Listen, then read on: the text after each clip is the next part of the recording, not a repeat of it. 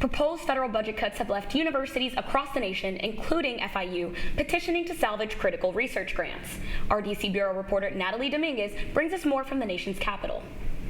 With the federal government planning on cutting funding on higher education institutions, Florida International University and the University of Maryland, for example, could turn to more private sectors to keep research programs running. The funding freezes will have a dire effect on healthcare for Americans in the future. Is things like finding cures for cancer, finding treatments for Alzheimer's. That work will be put on hold indefinitely or potentially canceled. Academic medical centers in particular have been hard hit. At a recent panel with the University of Maryland, Baltimore, the dean of their School of Medicine, Mark Gladwin, spoke about the importance of maintaining these types of institutions. Only 5% of all hospitals in America are academic medical centers. Those 5% of hospitals take care of 30% of the underserved. We train 70% of all health professionals. We're the pipeline for the future of health and science. Gladwin also added that these research institutions aren't just vital for science, they also drive local economies by providing a wide array of jobs. These are the jobs: nurses, medical assistants, doctors.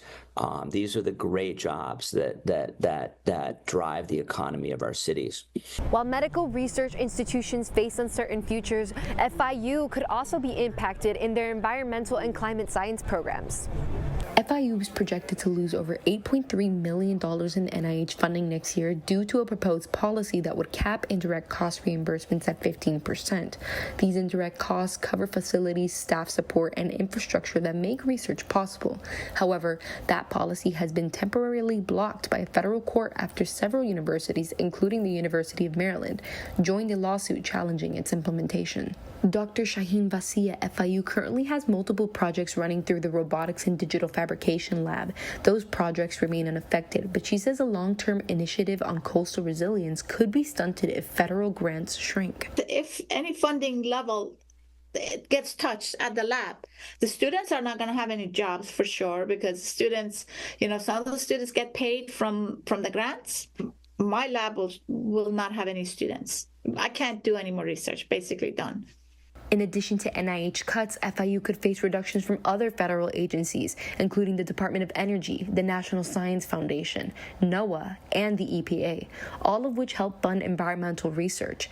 Universities may be forced to reevaluate research priorities or increasingly turn to private sector funding to stay afloat. But Dr. Vassi says that could compromise the mission. The nice thing about federal government, they're not string attached. You're not serving the purpose of a specific company. We can work with them. We work with them collaboratively, but we are not responding to their needs. We are responding to the needs of the society. And according to the Association of American Medical Colleges, NIH funding accounts for nearly 60% of all academic research spending nationwide. Reporting one last time from the nation's capital, Natalie Dominguez for Caplin News.